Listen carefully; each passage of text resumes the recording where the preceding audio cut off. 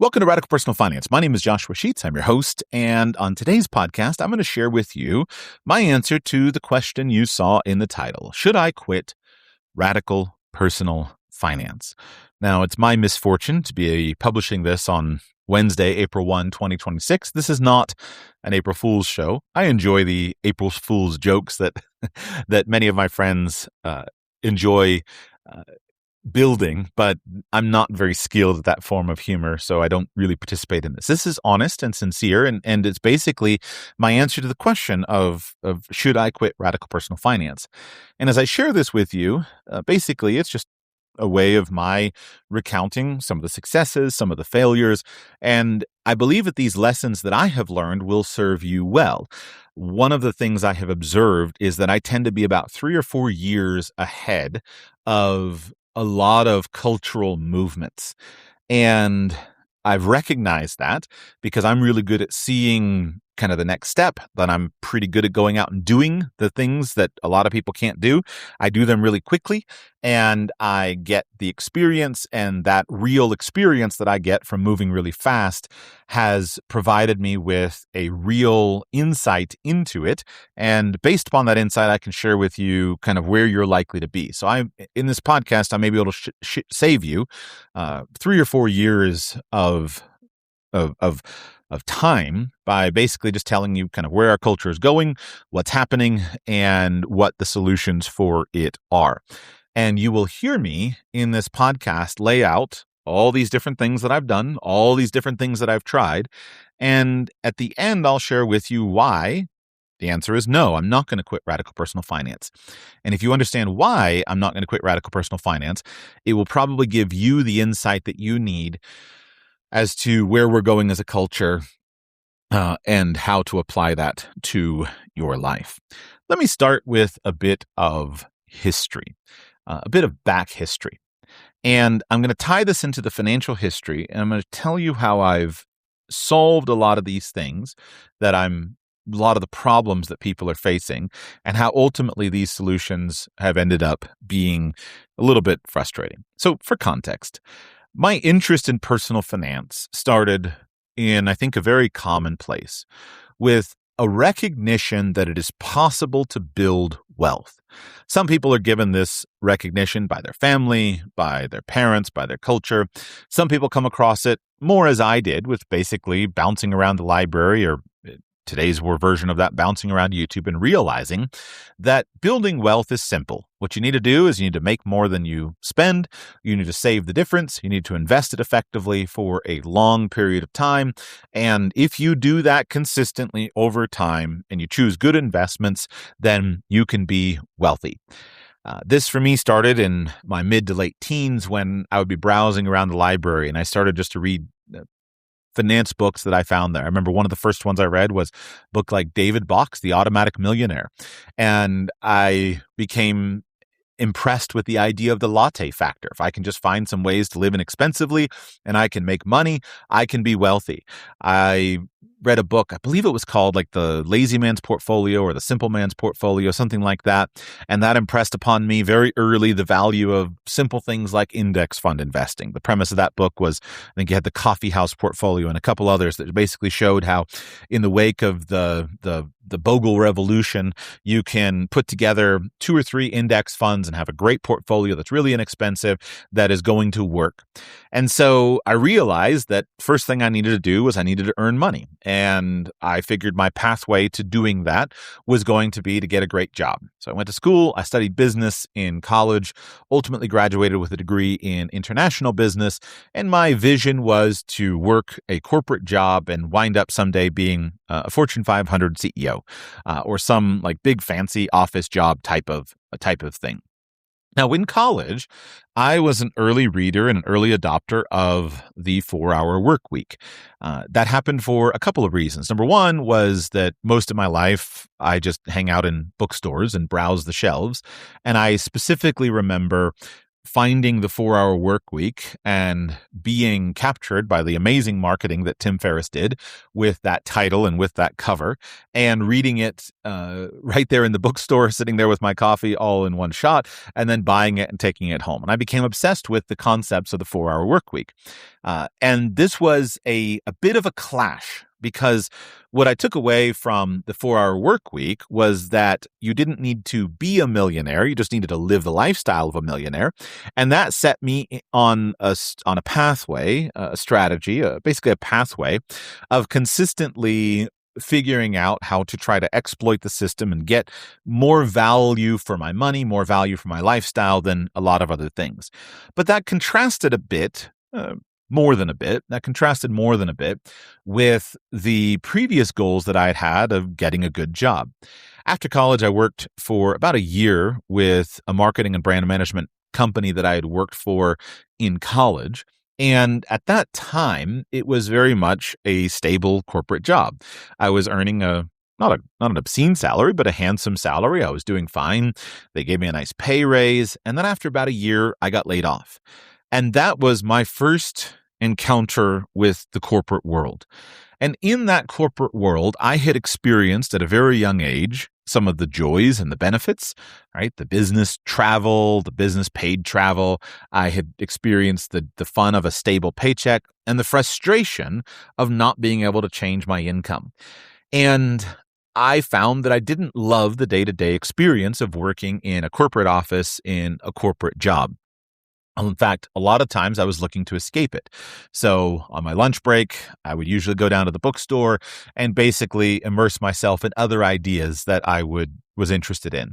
This was in the early days of the blogosphere, and so I would have my RSS readers set up, and I would subscribe to hundreds of blogs, personal finance blogs, Lifehacker. This was the days of Lifehacker, all of the early days of the 4-Hour Workweek implementers, and I was obsessed with these ideas. And this was where I first came across the ideas behind early savings. And I set a goal to try to live on a very small portion of my salary and save as much of my salary as possible. But I wasn't making enough money to really do that comfortably. And so, but this was the early days of, again, of my interest in, I read Jacob Lund Fisker's Early Retirement Extreme. That really impressed me. I can't remember. I think this was before Mr. Money Mustache started publishing, but I became interested in extreme savings. And the problem with extreme savings was, how do I make more money? And I couldn't see a pathway there in the corporate world.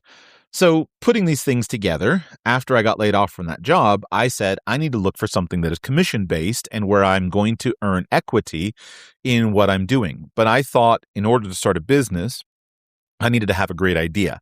I didn't think that I could just go buy any business or start a business that other people did. I thought I needed to have a unique idea, and I didn't have one. And so at the time, somebody suggested that I go and look at financial services, and they referred me to their financial advisor who was recruiting. And I went and I started talking my way around, ultimately interviewed with 4 or 5 different places. And I realized, hey, wait a second, financial services could work really well for me, because I also was interested in personal development. When I was in college, I was getting out of debt. I was listening to Dave Ramsey.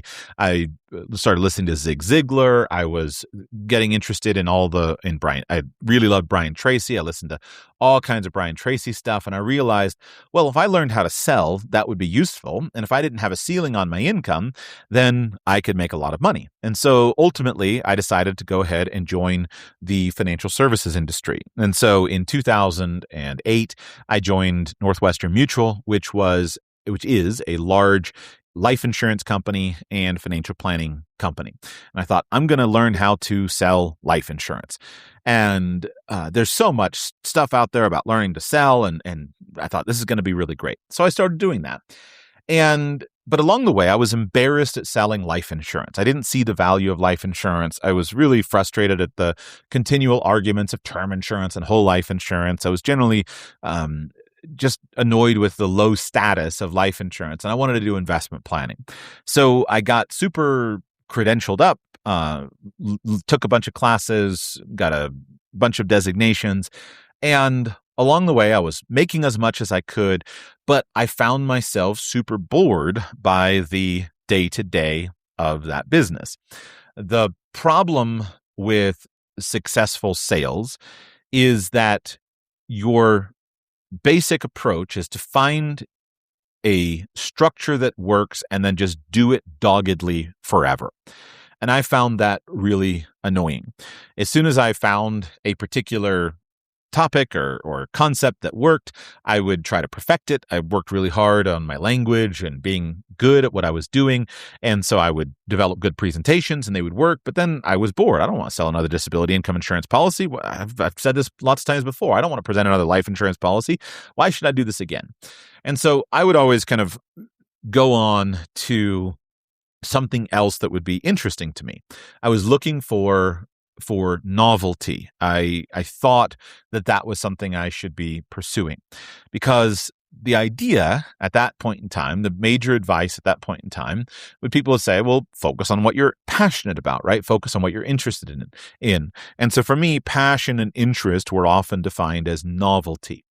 And so it took a while. I didn't make very much money. Then I made more money, but I was always kind of top middle, never a top performer, not a bottom performer, never a middle performer, but top quartile, somewhere in that range, where because I just refused to do the hard work. But along the way, I started to enjoy the lifestyle benefits of the business. I never had a boss. I could come and go as I liked. I could take time off. So I went and I traveled, did various things, but I didn't have any kind of intellectual engagement with the business because the day-to-day of it is very intellectually simple, and it's not a thinking man's business. It's a doing man's business. So I continued to listen to podcasts. I continued to listen to all kinds of things. And I realized, hey, wait a second. I'm super interested in ideas. What if I had a podcast? And this was the decision. This was the observation that led to starting Radical Personal Finance. At this point in time, there was a change where after the introduction of the iPhone in 2007, it took a few years, but a couple years later, Apple introduced the ability to wirelessly synchronize podcasts to your phone without having to plug it in. Prior to this time, I had listened to many, many, many, many hours of podcasts, but it was mostly through plugging my iPod into my computer and synchronizing through iTunes. And then when I realized the technological change that was happening, because at the time I would probably listen to about 30 hours of audio per week on 2x speed. So I would consume probably 60 to 70 hours of podcasts per week. I realized that there was this change, this transformation coming, and that this technology was going to grow because now it was easy to access podcasts. So in 2013, I sat down on my bed and pulled out my little voice recorder. I hit record and I started talking.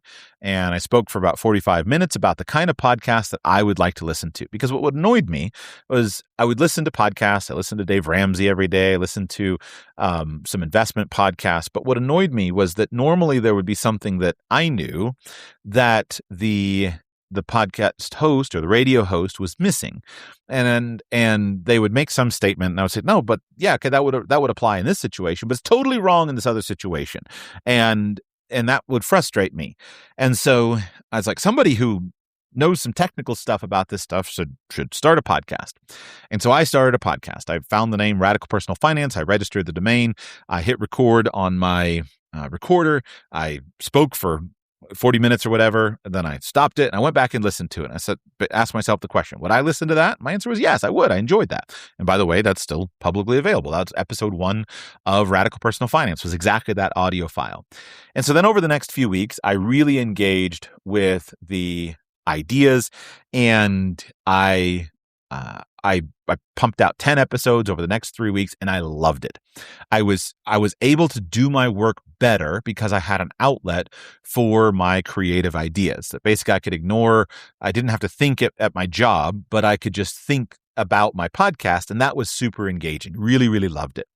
And I had spoken to a lawyer and at the home office, and I thought, okay, I'm good to go. I can do this. I just won't say I'm a financial advisor, but I'll just have this personal finance thing. So then after a few weeks, I disclosed it as an outside business activity to my compliance officer. She called me and basically like, Joshua, what are you doing? You can't have a podcast. You're not allowed to do this. You take this thing off the internet or you're done here. And I was newly married. My wife was pregnant. I'd bought a house. I just was not in a situation where I could just walk away from the business that I had spent many years building. I was in a situation where I needed my job and I didn't have a plan. And so that was a pretty dark day where I had to take my podcast down and kind of try to disappear from the internet. But then I found myself really frustrated because how can I do my work here and not when I've got this other thing that I want to do? And this is a situation that, again, I'm sharing these details because these are common to a lot of people that I speak with. And I've gone through this, I've experienced it. And it took me 6 months to decide whether or not this was something that was important enough to me. I set it aside for a few months. And I was like, no big deal. I don't have to have a podcast. But I just found myself so bored at my job. I didn't want to do it, but I didn't have a plan. And I realized that I would much rather do something at my work that was interesting to me than anything else. Like I would make more money as a financial advisor, but it generally wasn't interesting to me. It was repetitive. And I was interested in novelty. And I had all these ideas and I realized that if it were possible to make a business with an online business, then things would go really well. And that would allow me to live this 4-hour work week vision that I had for a very long time.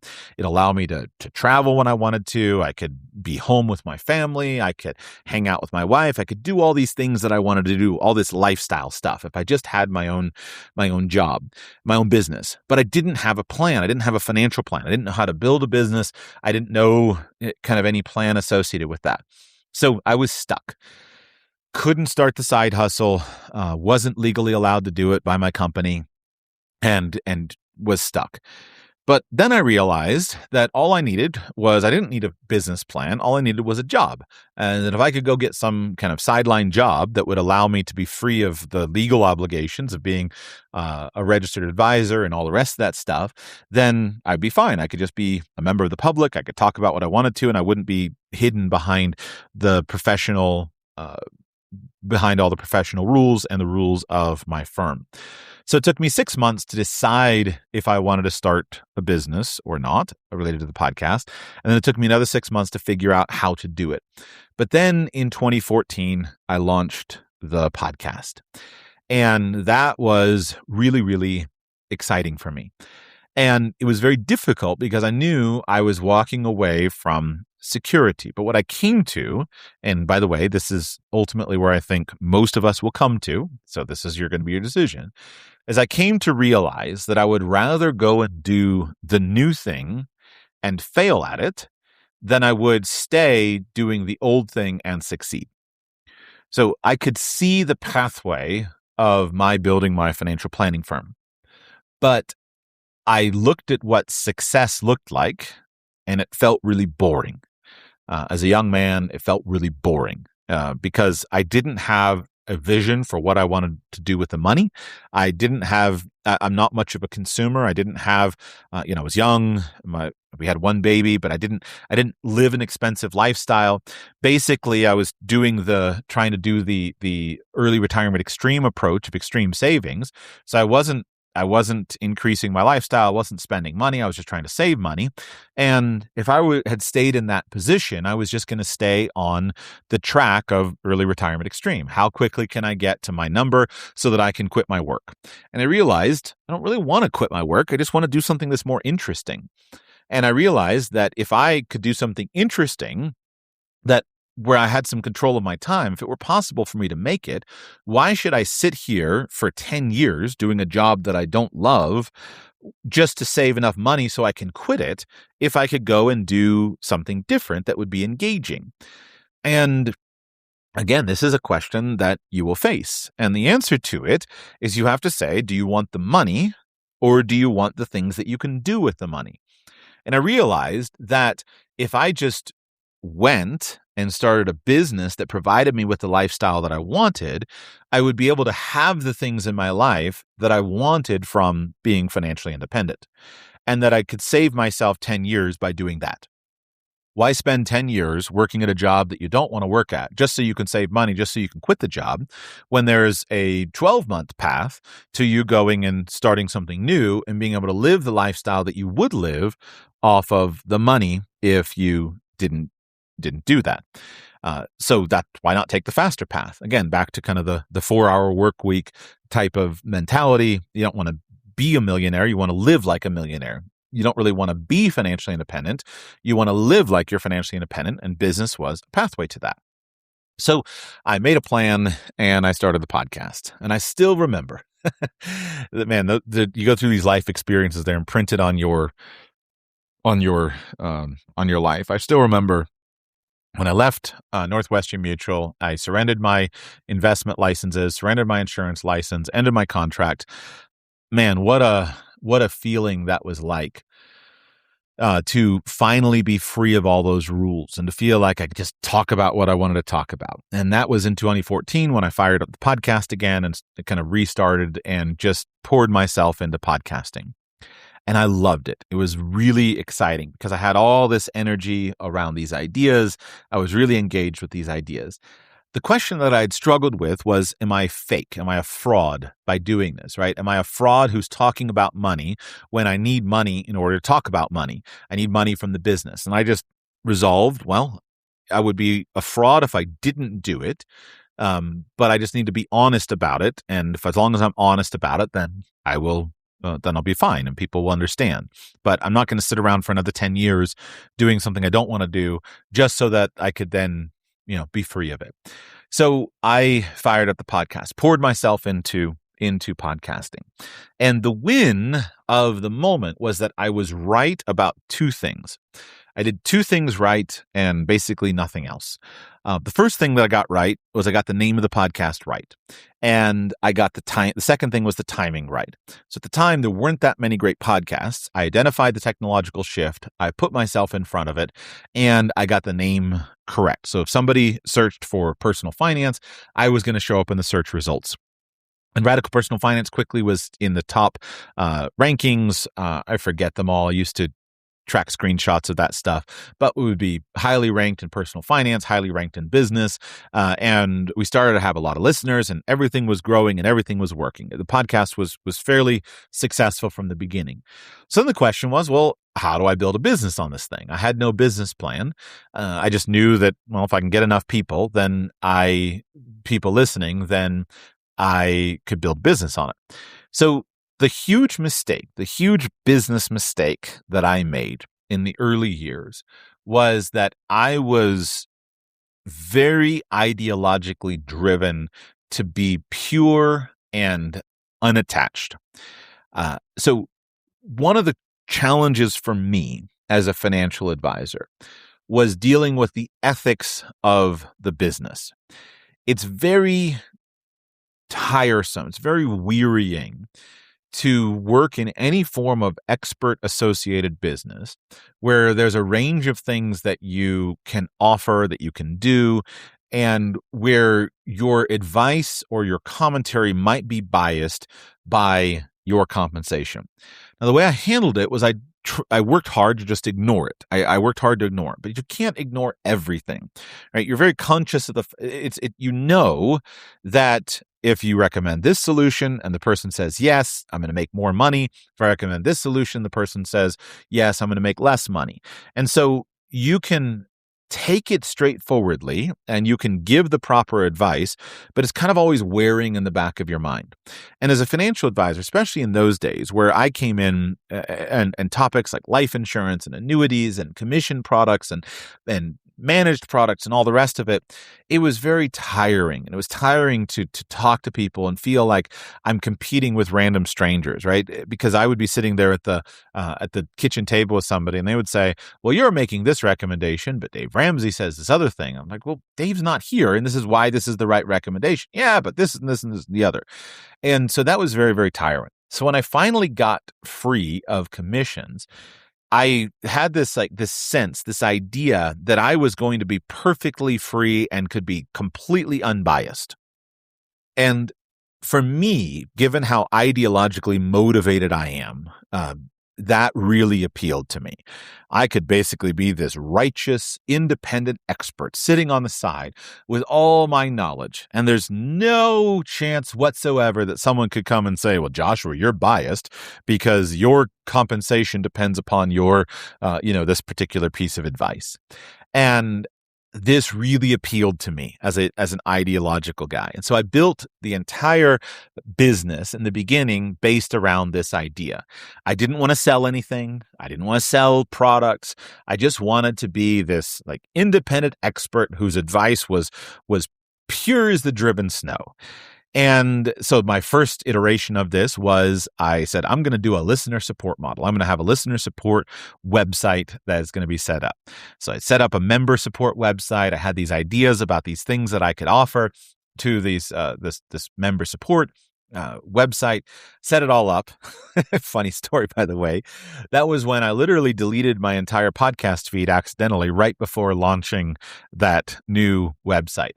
So I built an audience, built, broadcast, built an audience. And then I forget the error, but somehow I deleted my entire podcast feed. All of my thousands and thousands of subscribers just gone in an instant, right when I'm ready to launch this website.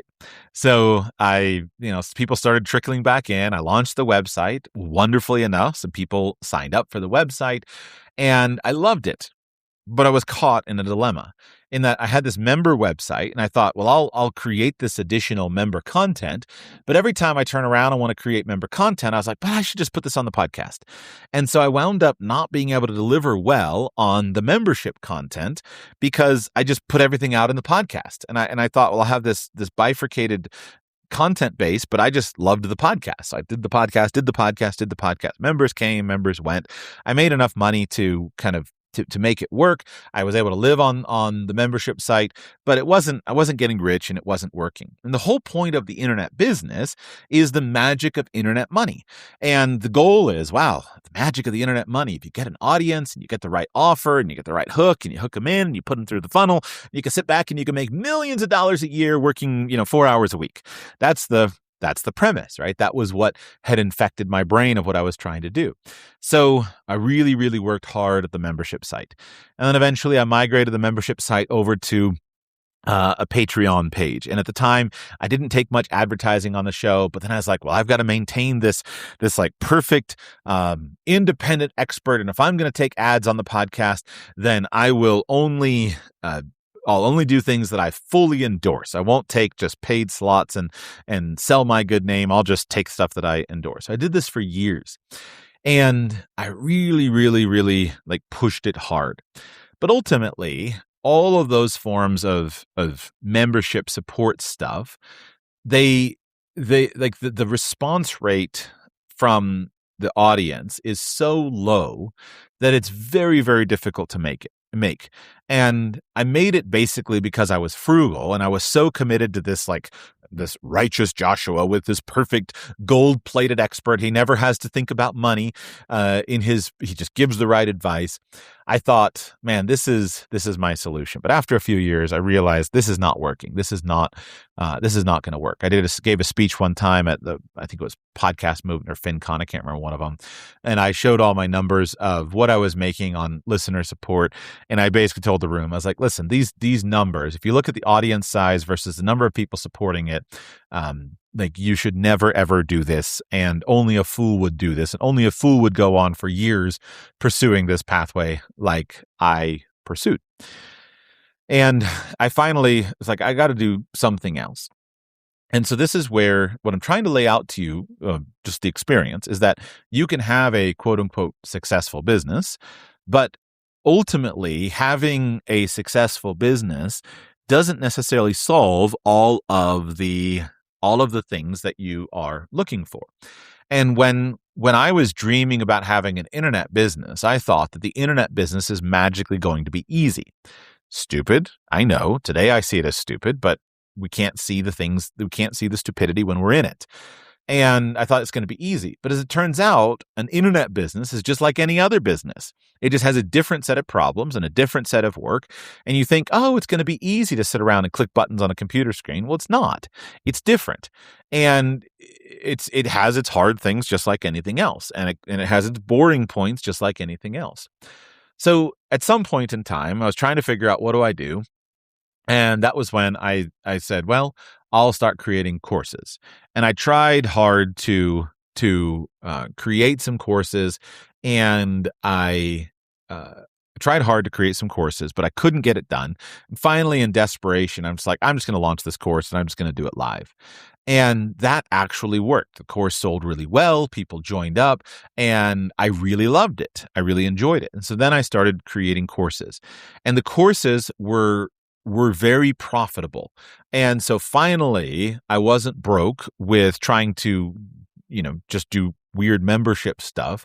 Finally, the courses were making money.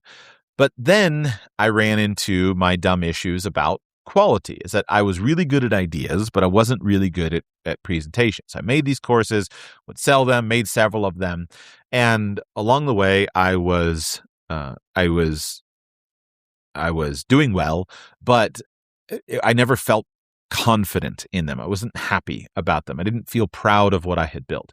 So I don't remember how many years ago, but I remember at one point I was like, that's it. I'm going to take everything down. I'm going to reshoot everything and take it down. And so I did that. And I was massively over optimistic on what I thought I could do, because basically I don't perform well until I need to perform. And so sitting back and like creating things independently without the pressure of an audience has really never worked for me. And it wasn't until, I forget when and where it was at some point in the last decade, but I finally took the Kolbe Index and I realized that I forget my number, I think I'm a 10 on the quick start, is that basically like everything where I perform really, really well is when I have to perform. And now that I had the insight from that psychological profile, I can see that that's the pattern of my entire life. Is, when I was in college and I had a paper due, I had great ambitions of being able to sit down weeks in advance and write the paper. And then usually it would be the night before and I got to write the paper, and I try hard to stay up and I'm going to get this paper done, and nothing works, nothing flows. My brain doesn't work. Finally, around 10 o'clock, I just that's it. And I don't care and go to bed. But I set the alarm clock for 3 or 4 o'clock in the morning, get up 3 or 4 o'clock the next morning, boom, boom, boom. I'm totally focused, totally productive, write the paper, and it works out really well. And I'm a good writer. I'm good at delivering stuff when I'm on the edge. And that's basically what a quick start is. And so in many cases, I would rather not have any indication of what I'm supposed to talk about. I'd rather not have any indication of what I'm supposed to do. Just show up and let me go. And it's not that I'm unprepared. I'm very prepared. This is why I enjoy doing live shows. I'm very prepared for it, but the preparation is not direct. If I have to sit down and kind of formulate things long in advance, I don't formulate it. But if I have to formulate stuff right now, then I can formulate it well. And so I went into this issue with like the quality of the courses. I got good feedback on the content of the courses, but I was always embarrassed with the appearance of the courses. And this was where we went into where I struggled for a while. And along the way, what I learned is that entrepreneurship and online businesses are much harder than anything else that I had done. And I tell you this to try to warn you that this is what you will also experience. I've made a top 10% income basically every year since after that first year. So I've done fine. Some years it's broken into the top 4 or 5%, but I've made a top 10% income every single year since that first year. I've never felt, but it's never been easy. And if you had asked me, oh, Joshua, like if you're making a top 10% income and you can just work from your laptop and you can work from wherever you want, wouldn't that be the dream? Yeah, that was my dream, but it was never easy. It never worked. It was always there. And the great challenge of entrepreneurship is you basically always have this thing hanging over your head. And this is where over the years I dreamed and dreamed and dreamed of basically of going and just having a job. Wouldn't it be amazing my dream is to be a snowplow driver. Like, wouldn't it be so incredible to be a trucker or a snowplow driver where you just go and all you got to do is show up and do the work and then go home and the work stays there. As an entrepreneur, you're never done. And that's a really hard thing to experience. And I've made progress on it, but like when you live your life and you're never done and you're always aware of everything that is not done well and everything that is poor, but you've reached the limit of doing things, it's hard to be satisfied at anything. And then it's hard to be satisfied. And then the money feels hollow because you say, well, I'm making money, but I know all the things that could be better. I know all the things that are not worse. I've just to like tell you what it's like. I have never, that's not true. 95% of the time when I finish a podcast, I have to grab myself by the scruff of the neck and force myself to hit publish, because every single time I finish a podcast, all I think about is everything that I didn't say, that I meant to say, everything that was wrong with it, all of the side trails I went down that I shouldn't have gone down, etc. Every single time I do a course, all I do is I come away just basically like angry at myself at how terrible it was and how it could have been better. If I had done this better, if I had done that better, it could have been better, higher quality. And so there's very little that's a really hard psychological thing to navigate. And I never expected to experience all that. I never expected to have this like psychological weight that you bear day in and day out of how, I don't want to be hyperbolic, like how worthless you feel even when everything is working. That's something that was a total surprise to me. I thought it's going to be great. I'm going to make money. I can live where I want to live, do what I want to do. I don't have to be accountable to anybody, but you're always aware of how it could be better. And so it makes it really hard to engage with where you're at, because I have experienced I haven't ever actually been free. And so I'll be standing on the side of a mountain, hiking with my children on an RV trip or something like that. And I'm just thinking about, I should have done a podcast today. Should have done a podcast today. Josh, we should have done a podcast today.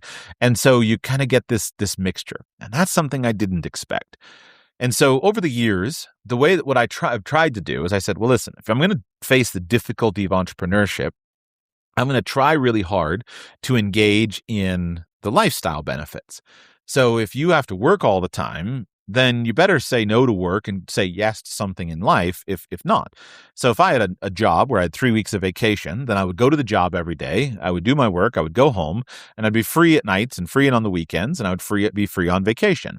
But I don't have that kind of job. And so if I'm going to have all of these psychological like heaviness, this difficulty, this constant fear of doing poorly, of not providing good service, not doing something well, if I've got to deal with that, then I better lean into the lifestyle stuff. And so I leaned hard into the lifestyle stuff. We did the RV trip, then we traveled abroad, then we did all the stuff. And as I've gone and done that, all of that has basically been a matter of chasing the things that other people want to chase. And so if I go through, I stopped posting most of it online, but if I pull out my yearbooks for me and my family over the last, 7 or 8 years, 10 years, we have a lot to be grateful for. We have a lot of peak experiences. I don't know that there's any kind of early retiree who has lived as well as I have lived over the last almost decade. Maybe an early retiree who is purely living off of his portfolio might not have that sense of inadequacy that I often feel of my responsibility towards my customers, towards my listeners, my clients. Maybe they wouldn't have that kind of frustration, but in terms of lifestyle, I've done it all.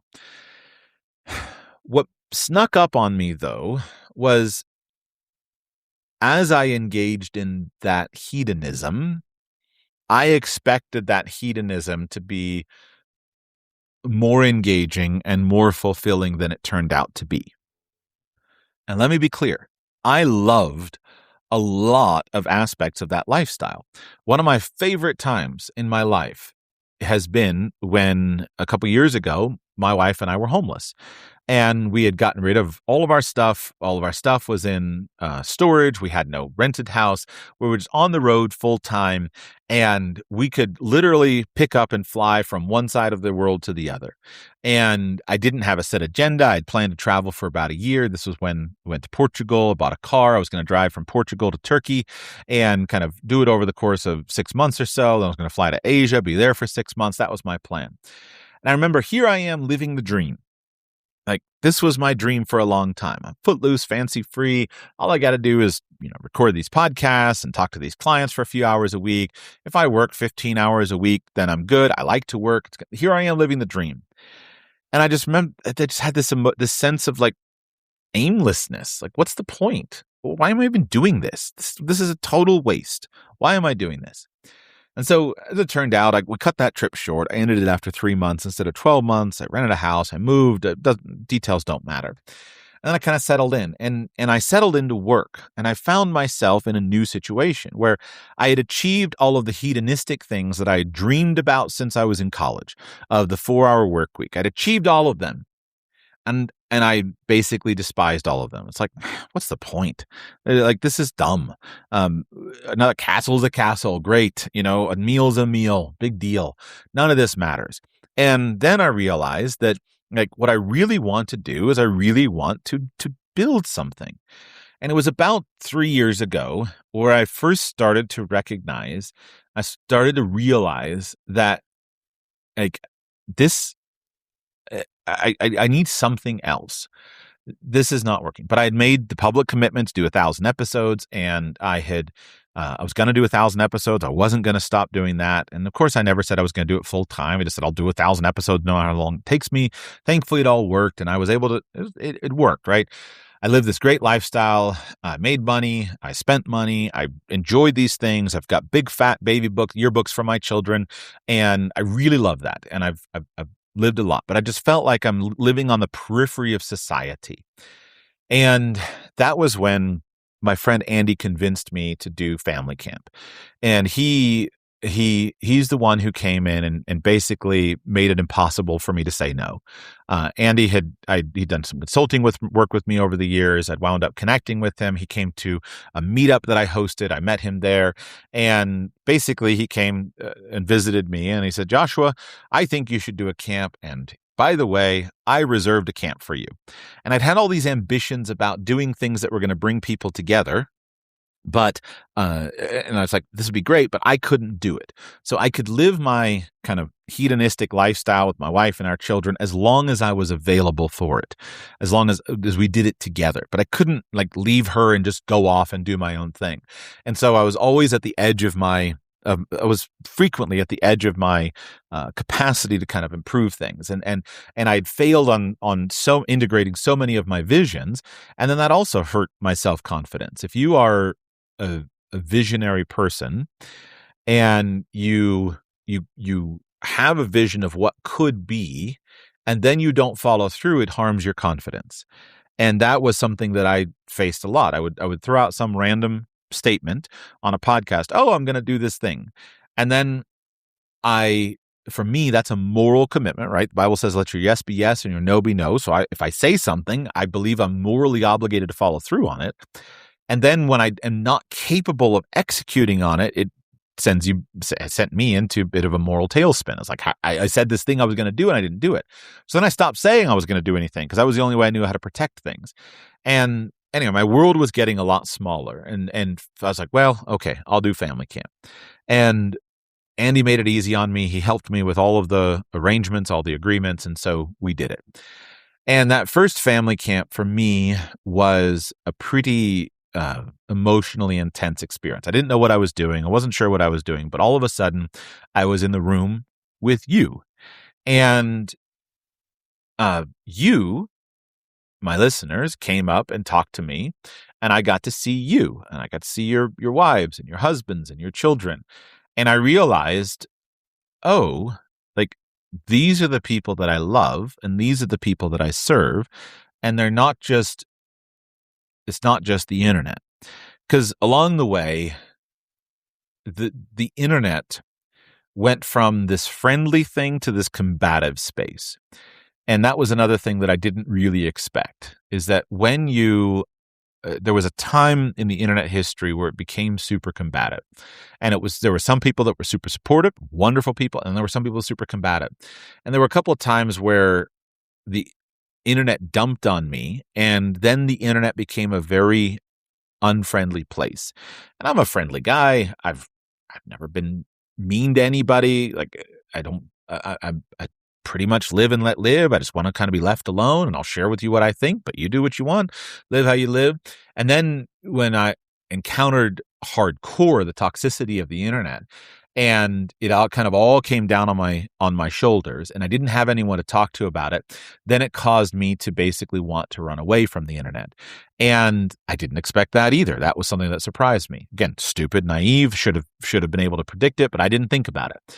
So then that first family camp where I engaged with real people, and at that first camp, everyone filled out a little book and kind of just shared some stories with me of how I had been useful. And it brought me to a point I was like, wow, these are real people. This is not just the internet. Like, these are real people. This feels worth doing.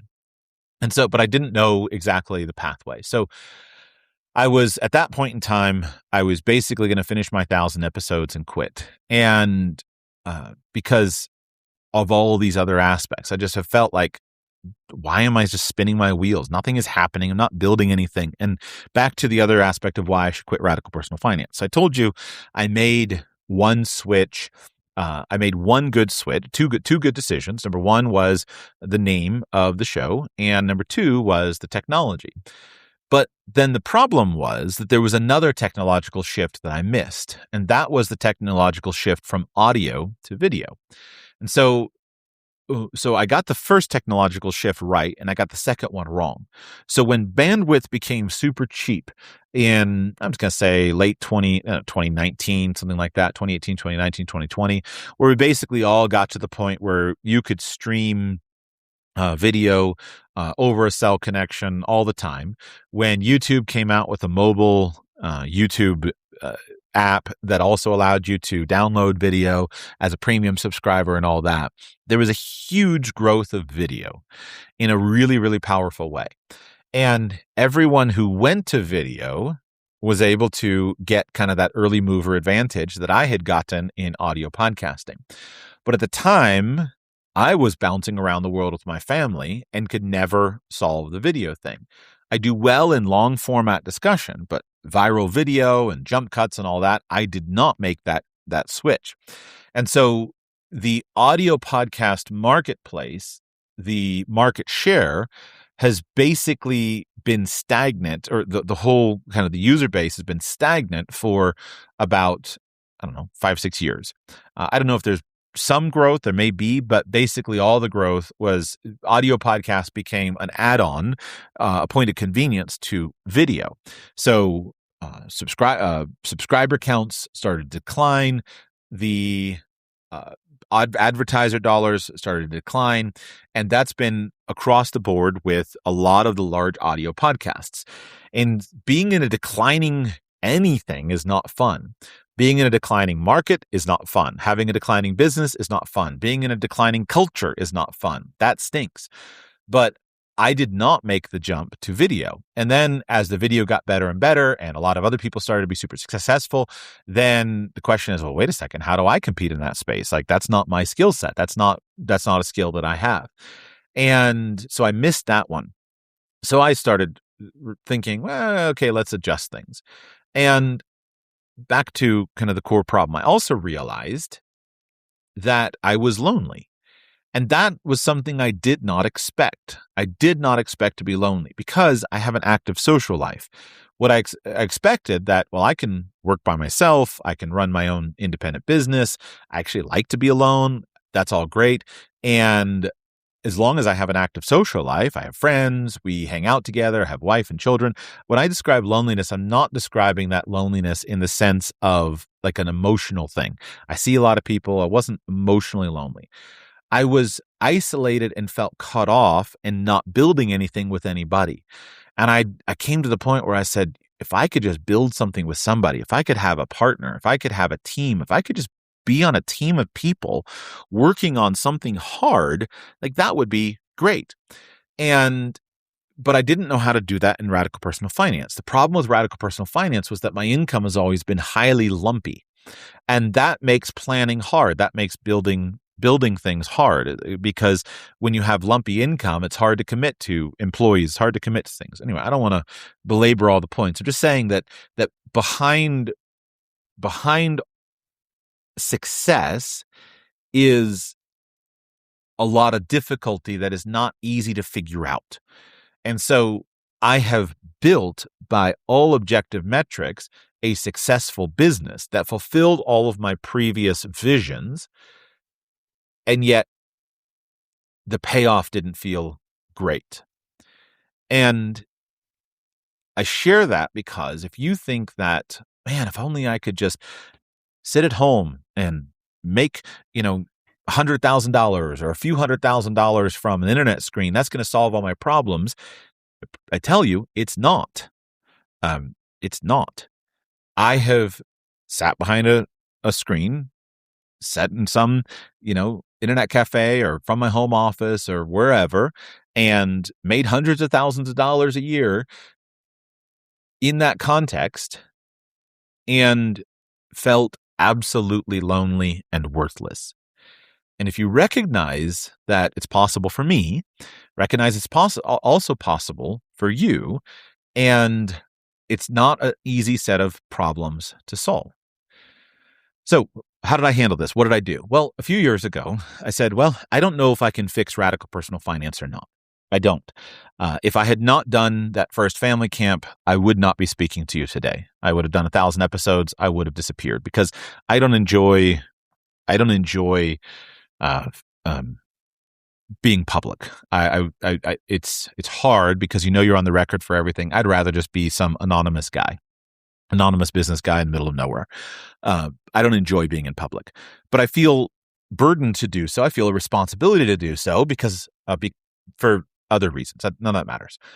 But I would have disappeared. But then I said, I need to adjust. I need to change. I need to change some things. And so I went through a pretty significant life assessment. A whole bunch of things have happened in my life.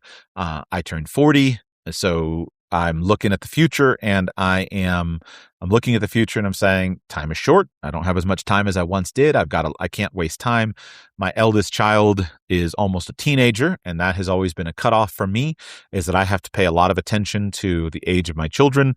Just a bunch of things, again, 1,000 episodes, 10 years of Radical Personal Finance, all this stuff kind of mixed together. So I went through a comprehensive life audit. And out of that, I realized that I needed to do a couple of things. Number one thing I needed to do was that I needed to adjust my working conditions. I do not want to waste another decade working alone. I want to build on something that matters, something that's going to be for the longer term, and I'm going to do a variety of things. So I made a list of jobs and businesses that I was interested in. I think it was 5, two jobs and 3 businesses that I was interested in. One job, for example, was I thought, you know what? I would really enjoy going back to my international engagement. I would really enjoy working as a diplomat. And so I applied to the US government to get a job for the Foreign Service. I went and took the test. I did really well on the test.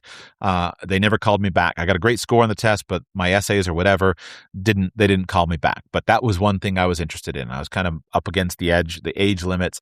If I could go back and change something of my youth, when I was 20 years old, I had thought about becoming a Foreign Service officer. If I could go back and do that over again, I would have taken that path, because I thought, wouldn't this be amazing? It seems like I want to work on some kind of hard problem.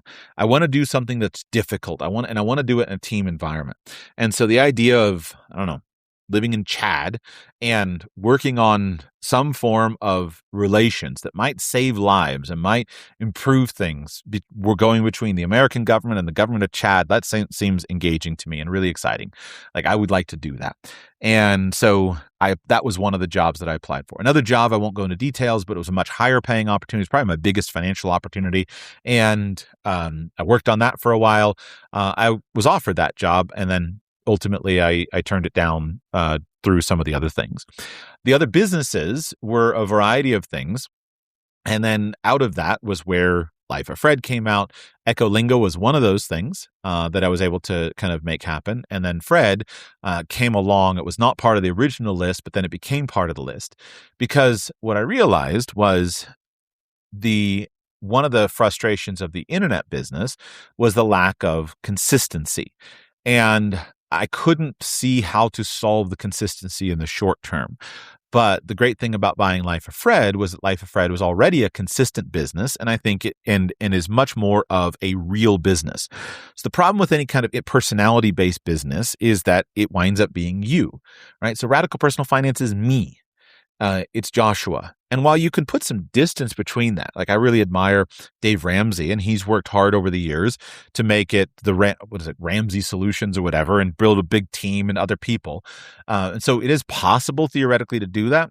But I thought originally when I built some kind of like influencer business, I thought, well, this is going to be great. Well, then it winds up becoming you, and there's not a pathway to get yourself out of it. And so I want to have real businesses. I want to have, by real business, I mean brands that are not me. And that was where Fred was a component, Echolingo is a component, and I have other plans and other ideas as well. And so, but what about the podcast? Well, the podcast is not nothing. I like it. I enjoy doing it. What I like about the podcast is I like the ability to explore ideas that matter to me. But those ideas are no longer, I'm disinterested in most of the day-to-day of personal finance. So I've gone through the same arc of, like, I don't want to talk about early retirement. I don't think people should early retire. I don't want to talk about these things. I did them all, but I did them all really fast. And so over the last 10 years, I've done the whole arc of what takes a lot of people 40 years. I've done it all, and I didn't enjoy the outcome of any of it. And so I'm not saying it's wrong for people. I think it's great, but I did it all and I speed ran the whole thing, and I didn't find anything fulfilling at any stage of it. And so I still keep on pressing on and say, okay, what is the thing that is fulfilling? And that's where most of my interests are, because I really want to, like where I'm at right now is that I care about trying to solve problems for others in some consistent way that will proceed. I have been able to avoid a lot of the difficult things that other people face. I've lived a pretty charmed life, and I've been able to avoid a lot of the big problems. I haven't been broke. I've been broke lots of times, but what I'm saying is that I've learned how to make a living. I've succeeded at virtually all the things that I've tried to do. My big failure is I'm still fat. And someday I'm going to solve that problem. I don't know if I'm going to go on drugs, but certainly that's an option that didn't exist a few years ago. I'm still trying to unfat myself. But other than that, I've pretty much succeeded at everything every goal I've ever set out for myself. It's always taken me longer than I thought. I've never been able to achieve them as fast as I did. It's usually taken me twice as long to do it, but I've achieved every other goal that I've ever set for myself. So it's not for me. But then I look around but people I love are hurting and things are not working. And it feels like a lot of aspects of the world are falling apart. And I don't know if that's just me. I don't think it's just me. I know that there are people there, but that doesn't make me, I don't like that. I want to work on something that could possibly leave a better world to my grandchildren. That's what I care about. And I want to work like that. That's the other thing that I will tell you is that I am absolutely convinced that I'm convinced I will never retire, in the sense that I did all that. Like I speed ran that whole world, and it's just not fun. There's no point to it. Sitting around, travel is pointless. It's stupid. Hedonism is dumb. Like, it's enjoyable as a break. And if you work hard all week and you go to a great concert and you have a great steak on Friday night, that's really wonderful, but it's the hard work that feels good. And then the steak and the concert is what you put into it. But if you go and you eat steak every single night as a follow-up from the beach, you just say, what's the point? Why am I sitting here and eating this thing? Like, why am I doing this? And that's where, again, I don't think that travel is is pointless per se. I enjoy travel, but what I enjoy about it is that it's hard. So I like that it's difficult. I like that it's hard. I like that it stresses me. I enjoy living in another country where I have to figure out, how do I crack this nut in a language I don't speak and do all this stuff. And so, being in the U.S. and just kind of living on easy street is really boring. But I enjoy like the difficulty of travel. But travel is basically just all hard. It's not. You see a castle, you've seen one castle, you've seen the rest of them. You see one country, you've seen them all. You go to an easy country, great. Enjoy the vistas, wonderful. That was really fun. It's great for vacation. I won't stop traveling. But it's not like there's something fulfilling about it. You're just going through, ticking things off, taking pictures, the same pictures that everyone else takes. It's not engaging. I want to do something myself, just for me. Sorry, this is so me focused, but hey, that's what you're here for. I want to do something hard. I want to change something. And so that is what is engaging to me. And so over the last couple of years, I've been able to figure out some of those hard things that I care about. And I don't talk about them all publicly, but some of the things that I really care about. And let's go to the money thing, which matters. And what I realized is that my previous financial goals were very small and were too small. And so let me describe it. So I am genuinely relatively content with a relatively modest lifestyle. If I were a single man, there's a pretty decent chance I would be living in the back of a truck, in a truck camper. If I weren't living in a truck camper, I would have a bedroom somewhere, and I would have a very simple bedroom. I'm drawn to minimalism. I'm drawn to a certain amount of asceticism, and I don't derive much pleasure in a lot of kind of high consumption stuff. I am getting older that I don't enjoy as much a $12 a night hostel bed. But so I enjoy a 3-star hotel, but the 5-star hotels, I just okay. It's enjoyable. I like it as a change. It's fun, but it just kind of feels super boring as an ongoing thing. I actually think it's more interesting to travel cheaply. It's more interesting to travel on buses when I go. I like to take public transport. It's more interesting than having a private taxi ride everywhere. I do have a different perspective on that with family. Is that low budget travel or low budget things like that are more difficult with children. And so I do fancier stuff with children because it's difficult to do other stuff with them. But my point is that my financial goals were always relatively modest because I didn't see why I needed more money. But as I have gained clarity on some of the things that I would like to do, I've realized I need a lot more money. And now that I have something to spend the money on, I'm motivated to make it. And so that's been the clarity that I've come through. So if I'm going to make it, I'm unlikely to make it as an influencer, and I'm certainly unlikely to make it as in the previous way that I've done radical personal finance. So I've made top 10% income, sometimes top 5%. I've never made a top 1% income with radical personal finance, and I'd be surprised if I could do that. But I can do that with potentially other things. And so that's where some of the other things that I'm trying to build have come in. And in a lot of ways, it's easier to see how to do those with other things. One of the things that I have learned over the years is that there are difference in types of entrepreneurs or stages of entrepreneurship. Some people are natural startup founders, and some people are, I don't know what term to use, basically growers. And I don't think I'm a very good startup founder, but I hope to be a better grower than I am startup founder. So what place does radical personal finance have in all this? And should I quit radical personal finance? One of the great problems that I am facing right now myself is that my attention is extremely fractured.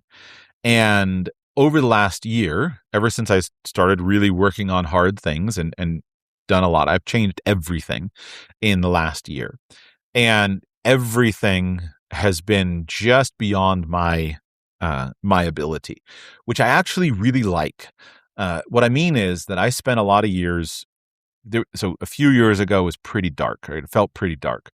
But the frustrating thing at that point in time was to go to bed at night feeling like I could have done more and I didn't.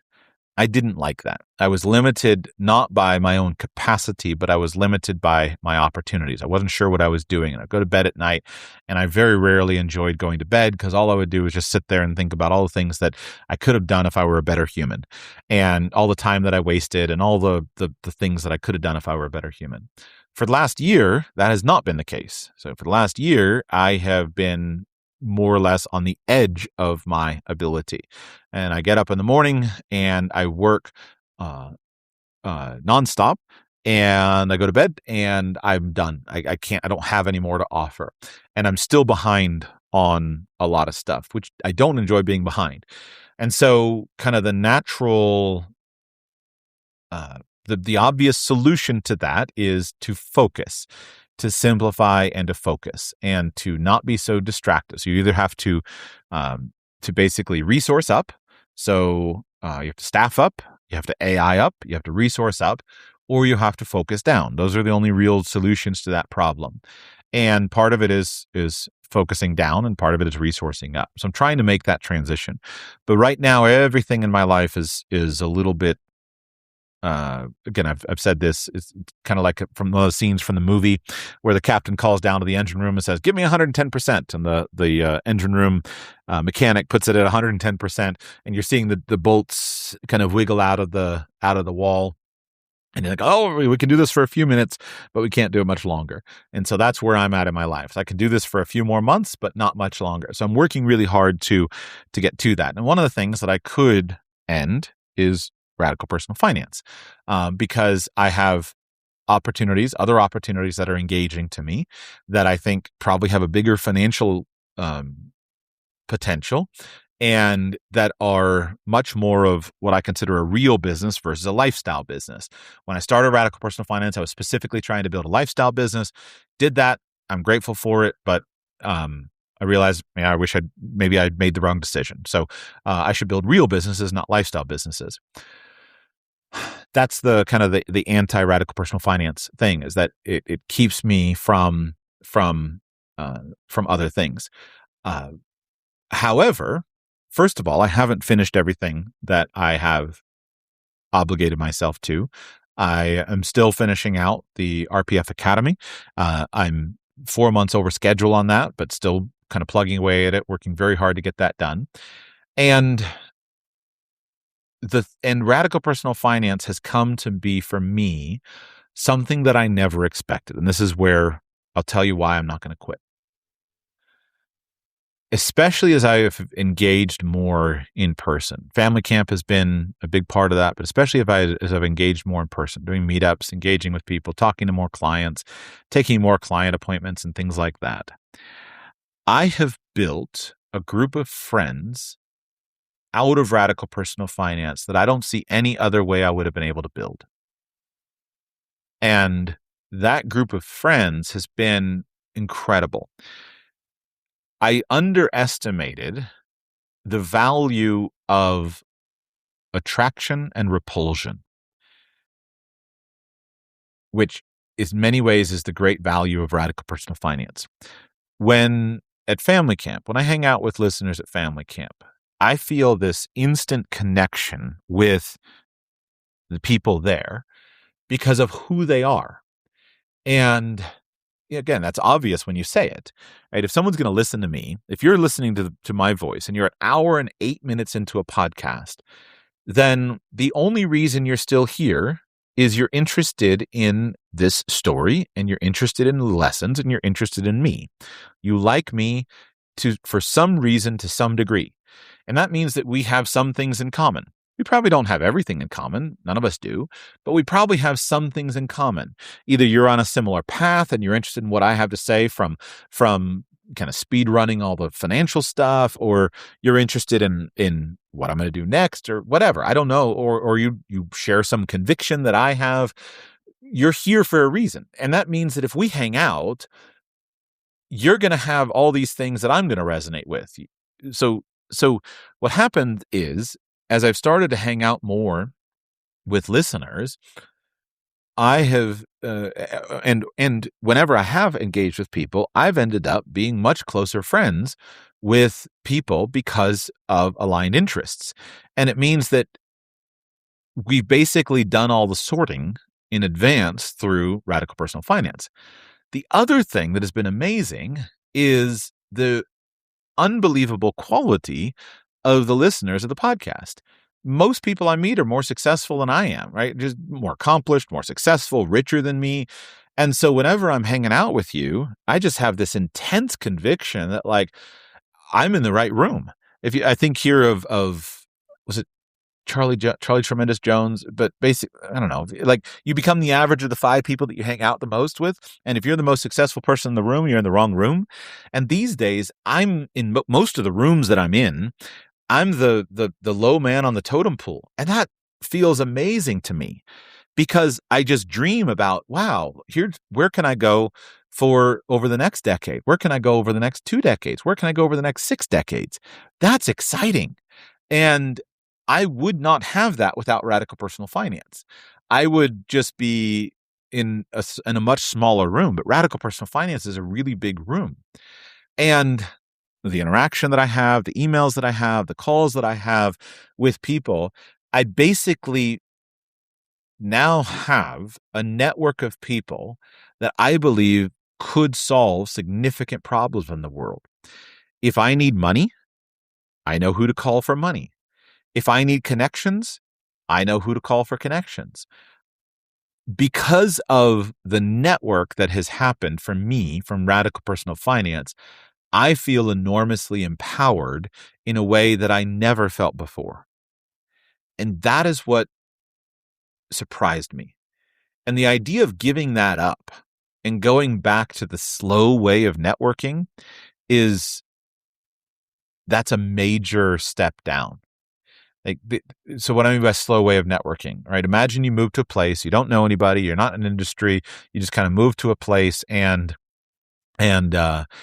you got to meet people. Well, you're going to meet a handful of people per week. You're going to go through the filtering mechanism. You're going to find out what you have in common. Some people you're going to have things in common with, some things you're not. You're going to build trust over a period of months and years, and that trust is going to grow, and yeah, it can eventually work out. But when I hang out with the listener has already done all of that, and we go straight to the heart of it.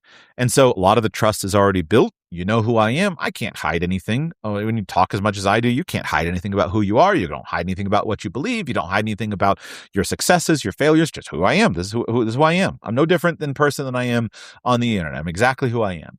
And so then all that needs to happen is basically we connect. And whenever I connect with listeners, then listeners, oh, here's what engaged with me. Here's what I'm working on. And I instantly feel this connection. I never expected that. But now that I have that just feels like the biggest asset in my life. How could I ever not have that again? And it's more important for me because I feel free because I've been honest. It hasn't always been easy, right? We have so much of a temptation. By the way, this is a lesson I want to share with you. If I could go back and change something about my youth, one of the things that I would like to change is I would like to have spent less time trying to pretend to be cool, and I would have liked to have spent a little bit more time being honest and vulnerable. I was thinking about this the other day in the shower. I was just considering how when I interact with young people, if a young person just comes to me and says, Joshua, I need help with something, it instantly activates my desire to see that person succeed and win. And I instantly want to do anything I possibly can to help that person win. But if a young person comes along and tries to be impressive, then it makes me say, well, I'll just go find someone else. I'm not going to do anything. And when I was young, I think I spent more time trying to be impressive than to be straightforward. Now, there's probably a balance here, right? You don't want to be just a needy, whiny jerk. You want to be someone who has ambition, is going places. But being honest and being vulnerable is really powerful. And along the way with Radical Personal Finance, there were so many times I was tempted to try to shade myself as being cooler than I am. And I'm sure that I did that on some occasions. But I have been really honest. And so that has resulted in being confident that I am who I am, and all the wrong people, the people that are wrong for me, have been repulsed and sent away, and all the right people wind up hanging out. And so that's enormous. That's been really, really valuable for me.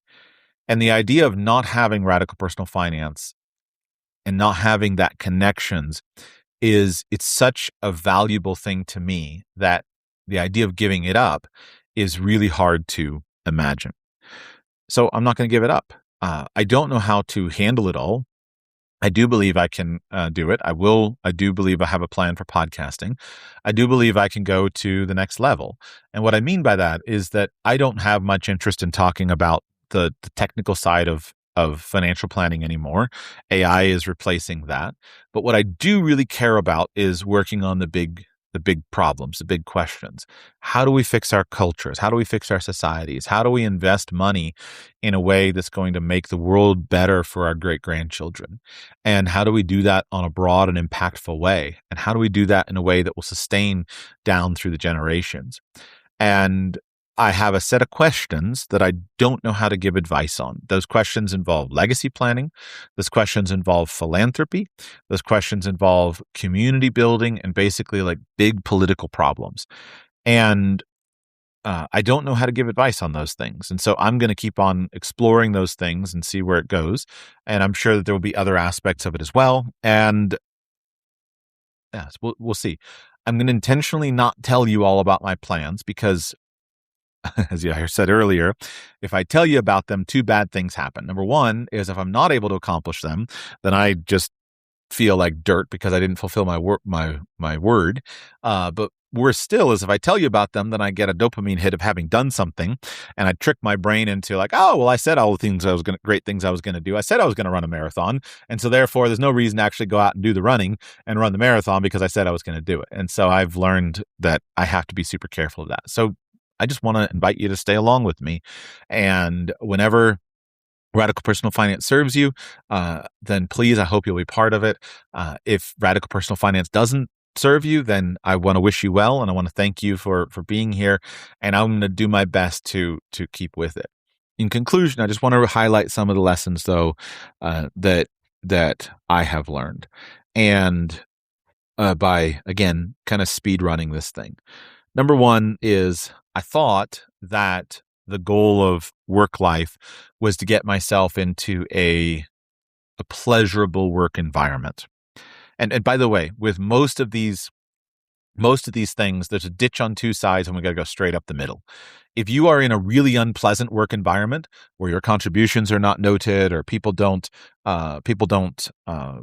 value you or people are cruel to you, yeah, your life is going to be improved by getting to a pleasant work environment. That's so the ditch on one side is to say, no, it doesn't matter. It does matter. But the ditch on the other side is to say, well, if I could just get to the ideal work environment, then everything would be fixed. And the answer is no, that doesn't work either. So I thought that if I could just get to a job that I liked and had all these magical features of things like working from the internet so I can travel and I can work on the hours that I want to work and all that, then everything would be better. It's not the case. All of the things that I used to rail against, like working in an office, I now see the value of them. I work a pretty standard life, right? I go to my office, I work during business hours, travel is burdensome. I don't want a lot of the, having that is valuable for productivity because as a man, you reach a certain point and you say, I'm not interested in getting out of work. I want to do work that matters. I want to work on it and I want to work hard. I want to see the fruit of my hand, the fruit of my labor actually do something in the world. And I want to be able to see progress quarter by quarter, year by year in what I'm doing. So don't think that being able to get away and just never have an office and always be able to work when you want to is going to solve everything. What there is definitely true, though, is you do What is important is I do think having a sense of ownership of what you do is important. And I think you can get there in any company as long as you just get up into management and leadership. So I don't think that you have to start an independent business. I don't think you have to start an internet business. I think you can do it in almost any company. You just need to get yourself into a position of responsibility. And what's going to happen is you will gain freedom in your daily work when you take on responsibility. And when you have that, you can come and go as you like. You can work when you want to work, and you can go and coach your kids' baseball games when you don't want to, as long as you know the things that you're responsible for and you can deliver on those things. Internet stuff for me has been highly overrated. And I don't think it's necessarily that way for all people. Whenever I meet remote workers, I ask them, how, what do you like? Do you really like working from home alone? I think there are people who are temperamentally better served from working alone, and they seem to be happy. But I think for most of us, that's not going to be really the key. For me to go into an office every day and see the same people every day would be really valuable. We don't generally want to be stuck there. We don't want to feel like we can't stay home. But working from home is really overrated as compared to being in an office, being with people, etc. I was not convinced of that a decade ago. I am convinced of that today. So the CEOs and people who are making a strong press towards getting everyone into the office, I think they're doing the right thing, because those human dynamics are much better than everybody being apart.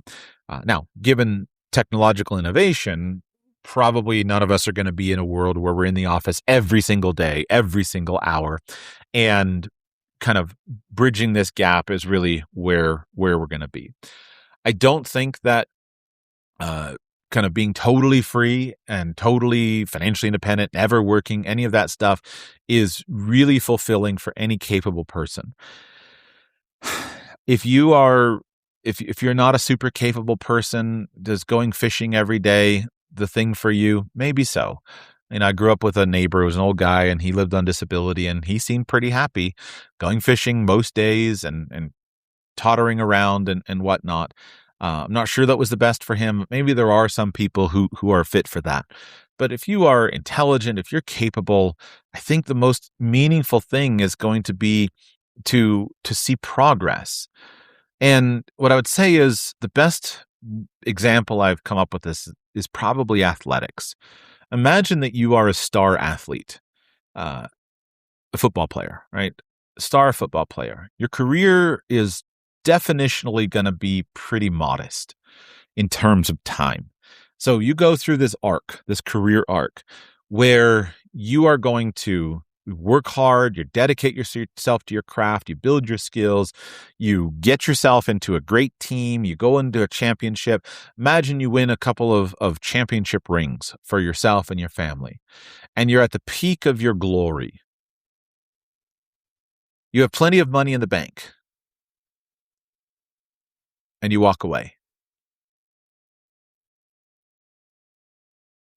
For a couple of years, you can enjoy the glory of being introduced as the world champion, such and such. But after a couple of years, that's going to feel pretty hollow, isn't it? For you, it's going to feel pretty hollow, right?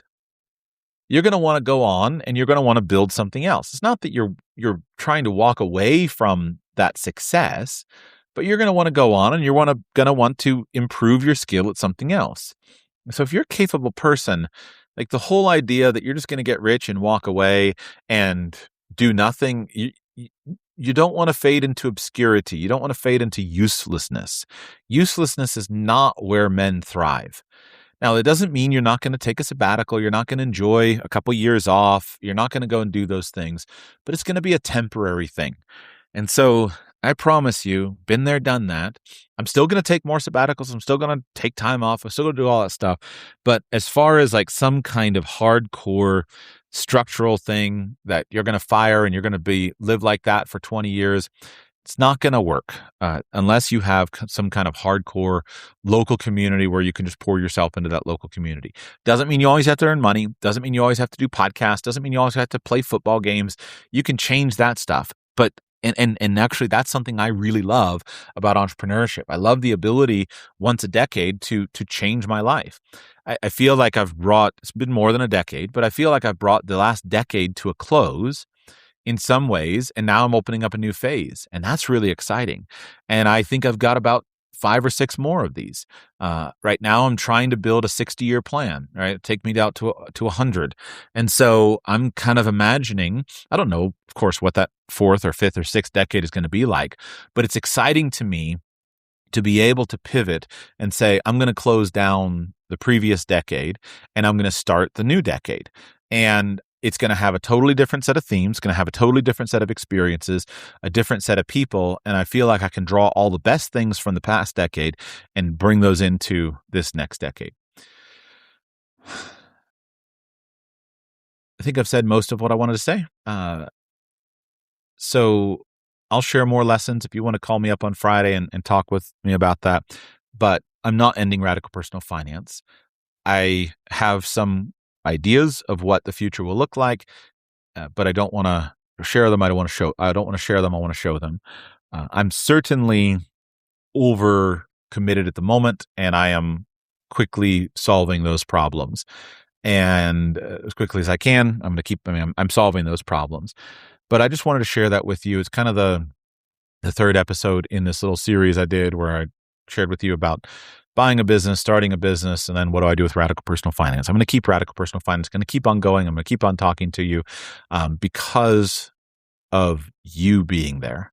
And this connection that I have with you is deeply, deeply important to me. And I'm not at the point at the moment where I can organize us better.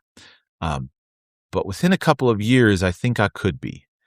And so, for example, after I talked about Fred, somebody wrote to me and said, Joshua, you should put together like a little fund, and you should get some of people together as investors, and let's, you work out some opportunities, and let us invest with you. And I wrote back to him. I was like, I absolutely am not interested in taking money right now. I don't myself have the confidence that I know what to do with it and that I could do it well. In fact, by the way, speaking about financial advisor, one of my favorite things about when I walked away from that was not managing money anymore. Some people, I think, can handle it, but I always felt that responsibility of managing portfolios so heavily.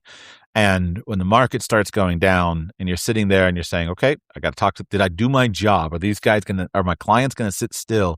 And did I do the right thing? That's a heavy, heavy responsibility. Managing other people's money is a very heavy responsibility. And so I don't want that responsibility today. I want to prove to myself that I'm good at this.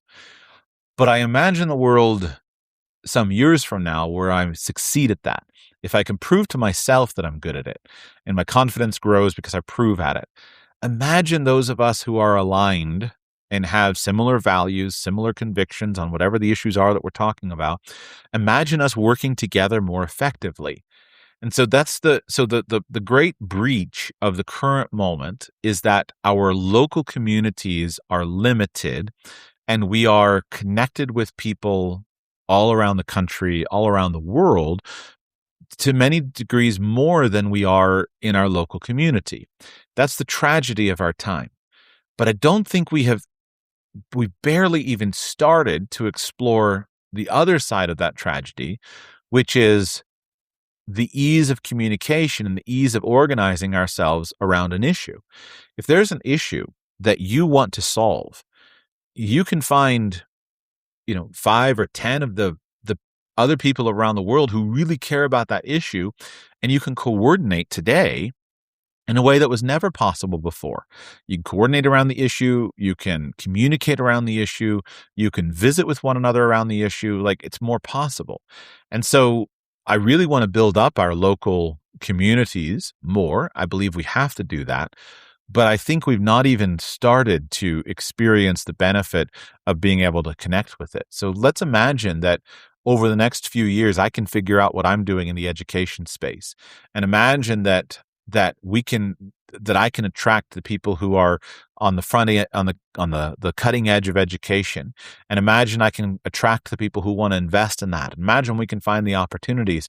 We can do things today that we never could before.